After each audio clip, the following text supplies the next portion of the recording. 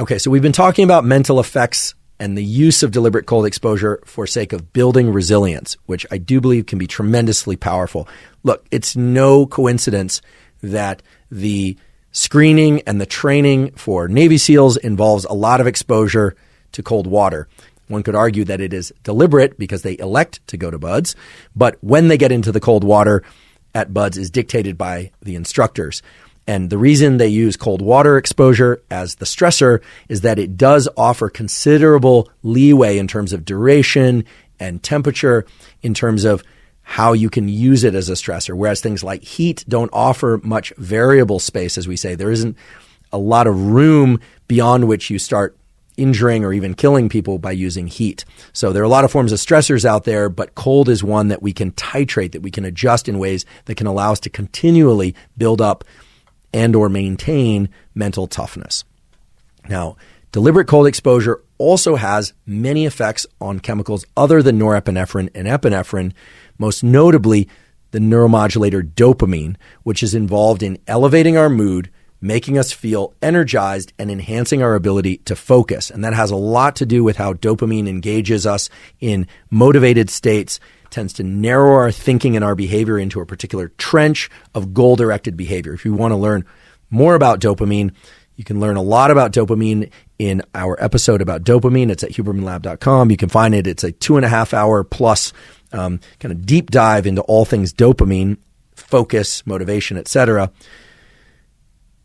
Deliberate cold exposure has a very powerful effect on the release of dopamine in our brain and body. And this is one of the main reasons why people continue to do deliberate cold exposure.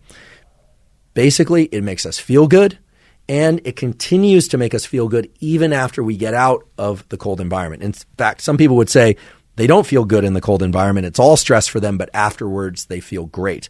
One of our previous guests, Dr. Anna Lemke, who's a medical doctor at Stanford University School of Medicine, she's a close colleague of mine, described the use of dopamine in her book, Dopamine Nation, an incredible book about addiction and dopamine, I should mention, and the use of dopamine elicited by cold water exposure by one of her patients. What I'm referring to is the fact that one of her patients helped themselves get and stay sober off drugs by using deliberate cold exposure to increase dopamine. So a healthier form of dopamine release than they were engaged in prior to getting sober.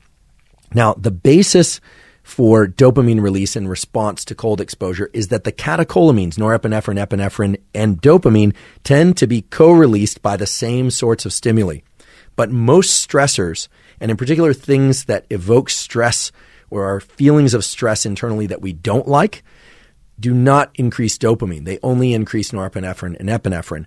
But deliberate cold exposure seems to cause a dramatic increase in dopamine, and this has actually been substantiated in a really beautiful study entitled Human Physiological Responses to Immersion into Water of Different Temperatures.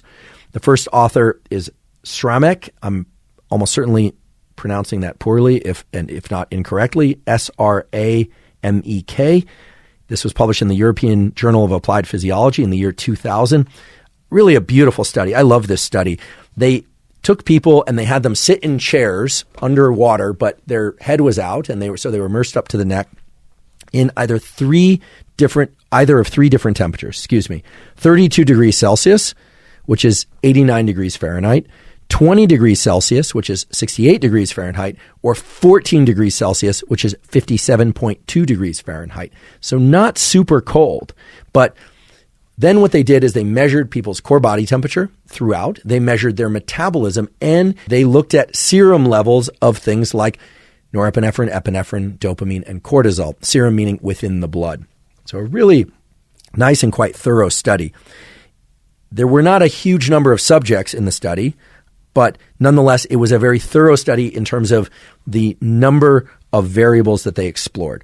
So I just want to briefly highlight some of what they saw or what they observed in this study. First of all the groups were in the water of a given temperature for 1 hour, which is much longer than most of the deliberate cold exposure protocols that anyone is using at home. I mean, maybe you're taking 1 hour long cold showers. Maybe you're getting into the ice bath for an hour, although I don't recommend that. I think you'd probably get badly hypothermic. Or maybe you're getting into a cold water immersion for some period of time, but I have a hard time imagining that it would be an hour, and I don't suggest that if it's very cold. So this study focused on actually somewhat moderately cool temperatures, not what I think most people would consider very, very cold temperatures, but extended the duration for quite a while. So again, 32 degrees Celsius, 20 degrees Celsius, or 14 degrees Celsius. Here's what they observed. The group that was immersed up to the neck in 32 degrees Celsius, that is 89 degrees Fahrenheit, water did not experience a shift in metabolism, nor a significant increase in dopamine, norepinephrine, or these other catecholamines. The group that was in 20 degrees Celsius, meaning 68 degrees Fahrenheit, water for an hour, experienced a 93% increase in metabolic rate, which is remarkable given that the water wasn't that cold, and yet an hour is a pretty long time to be in there. And again, it speaks to the dramatic effect of heat transfer that water has, which I mentioned earlier, as opposed to being out in the air at 68 degrees. It would certainly not cause that increase in metabolic rate. The group that was at 14 degrees Celsius, meaning 57.2 degrees Fahrenheit water for an hour, experienced a 350% increase in metabolism. So huge increases in metabolism. Now, the most interesting data to me, at least in terms of mental effects of deliberate cold exposure, were that the plasma or serum levels of norepinephrine in the blood increased 530%. These are huge increases in norepinephrine. So it suggests that this is a stressful stimulus, at least neurochemically speaking, stressful, despite the fact that it's not super, super cold. Although 57.2 degrees Fahrenheit, 14 degrees Celsius is not it's not a warm environment, but it's not a ultra, ultra cold environment. But an hour is a very long time to be in there. The subjects also experienced a 250% increase in dopamine concentrations, which, while not 530% as it was with norepinephrine, is still a very large increase in baseline levels of dopamine. And what was interesting is that those increases in dopamine persisted for a very long period of time afterwards, even out to 2 hours. Okay, and they stopped the study after 120 minutes of getting out of the cold, but nonetheless, these increases in norepinephrine are huge and long-lasting, and these increases in dopamine are very large and long-lasting. And I do believe that these documented effects in humans explain much of the enhancement of attention and of feelings of well-being and mood that people typically experience after doing deliberate cold exposure. And the reason I say that is that if you were to go back to the episode that I did on dopamine, or you were to go back to the episode that I did with Dr. Anna Lemke on addiction and dopamine, what you would find is that increases in dopamine of the sort evoked by deliberate cold exposure are actually very similar to the kinds of increases in dopamine that are elicited by things like nicotine or from other behaviors that are known to be addictive and bad for us because they lead to other effects on the brain and body that we simply don't want. And yet, deliberate cold exposure, provided it's done safely, can create similar, if not greater, increases in dopamine that are not just fleeting, that don't just occur during, say, the consumption of some deleterious drug or activity, but that are very long-lasting and that can be leveraged toward activities other than deliberate cold exposure. So I want to emphasize this. I'm not suggesting that people do deliberate cold exposure for an hour a day. And unfortunately, there are not many studies yet exploring how shorter, colder temperature environment exposure, say 1 minute or 3 minutes or 6 minutes at 55 degrees or at 50 degrees, whether or not that leads to similar, greater, or reduced levels of dopamine in the brain and body. And yet, almost everybody who does deliberate cold exposure will say, yeah, it was stressful, I didn't enjoy it, or I eventually grew to like it, but that I always feel better afterwards, and then that feeling lasts a very long period of time. And I think it's almost certain that those experiences that people report relate to these increases in dopamine, and in concert with the increases in norepinephrine also explain the other effect that's commonly reported, which is an enhancement in mental acuity and the ability to focus. Now, here we can extrapolate to the study that I discussed at the early part of the episode where I was talking about the use of short 15-minute exercise, kind of moderate intensity exercise, and how that was shown to increase levels of energy and mental acuity in these working memory visual attention tasks. And there again, we have to assume somewhat because they weren't doing neurochemical measurements, but we can reasonably assume that those improvements in cognitive performance were due, at least in part, to the increase in catecholamines known to accompany moderate intensity zone 2 cardio. So what you're starting to see here is a theme. The theme is that virtually any stimulus that delivers more norepinephrine, epinephrine, and dopamine to our system will sharpen our mental acuity and elevate our mood, and will do so for some period of time.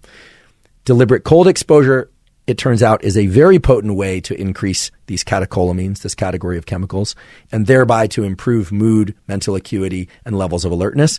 And as we'll next see, it not only has that effect, which can be very beneficial for many people in a bunch of different circumstances, but it also has the positive effects that many people seek in terms of metabolism, in lowering inflammation in the body, and other physiological effects as well. And forgive me, I was almost ready to move on to effects of deliberate cold exposure on metabolism and inflammation and so forth, but I neglected to point out one of the other very interesting aspects of the study showing deliberate cold exposure can increase norepinephrine and dopamine, which is that they observed no significant increases in the stress hormone cortisol. And that is both surprising, interesting, and important, because what it means is that the quality of stress that deliberate cold exposure is creating in the body is likely to be one of what we call eustress. Hans Selye, the great physiologist, won a Nobel Prize for distinguishing between distress, which is stress in the brain and body that causes the release of things like cortisol along with the other catecholamines, and that we experience as negative, happening to us and can lead to negative health outcomes. And he distinguished that from eustress, which was stress that we now understand is associated with increases in things like norepinephrine and dopamine, but no increases or minimal increases in cortisol, and that can lead to positive health outcomes. So it appears that deliberate cold exposure can create what we call, or what Hans Selye called, eustress. In other words, it can create a condition in the brain and body in which we are stressing ourselves, we are training up resilience, and yet we are creating a neurochemical milieu that actually has many health benefits.